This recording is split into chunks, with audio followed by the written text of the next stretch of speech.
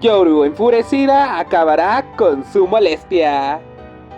Pero Maki enamorada tiene otros planes. Encantada no esperaba su enojo. Harta de la loca ha acabado con su miseria. Aunque el placer de Maki ha empezado.